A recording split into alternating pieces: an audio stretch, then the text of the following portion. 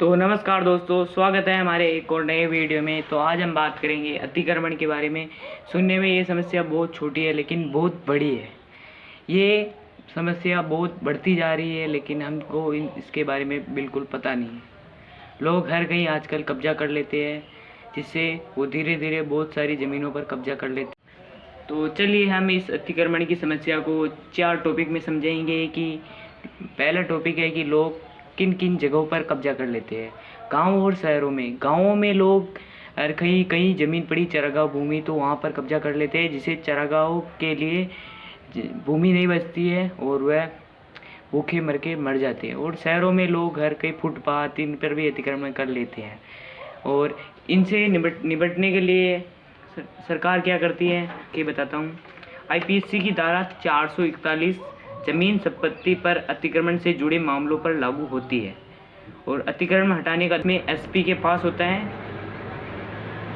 और लोग इसमें अपनी भूमिका कैसे निभा सकते हैं वो भी हम आपको भी बताते हैं।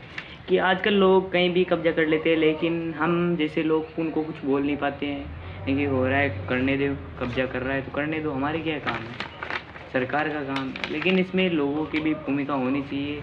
लोग बोलेंगे तो ही, सब साथ मिलकर बोलेंगे तभी से होगा। ऐसी समस्याएं दिन भर दिन बढ़ती जा रही हैं।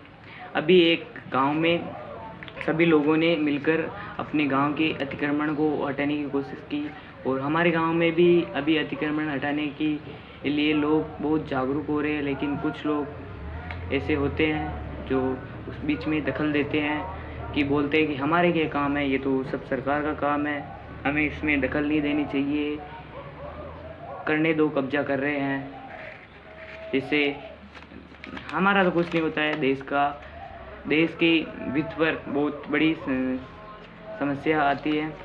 लोग ऐसे ही कब्जा कर लेते हैं जिससे दूसरे लोगों के पास कोई काम वाम भी नहीं बचता इसके कारण। क्योंकि हमारे यहाँ पर गांव में चरागाह भूमि पर भी लोग कब्जा कर लेते हैं, जिससे वो जानवरों को बाहर नहीं चरा पाते। सॉल्यूशन के बारे में बात करेंगे कि इसका सॉल्यूशन क्या है। हमें सब मिलकर इस अतिक्रमण को हटाना चाहिए और सब लोगों को जागरूक होना चाहिए।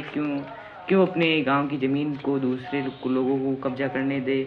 ये अवैध कब्जा है और इससे गांव को नुकसान होगा, जानवरों को नुकसान होगा और खेती या पशुपालन करने वाले लोगों को नुकसान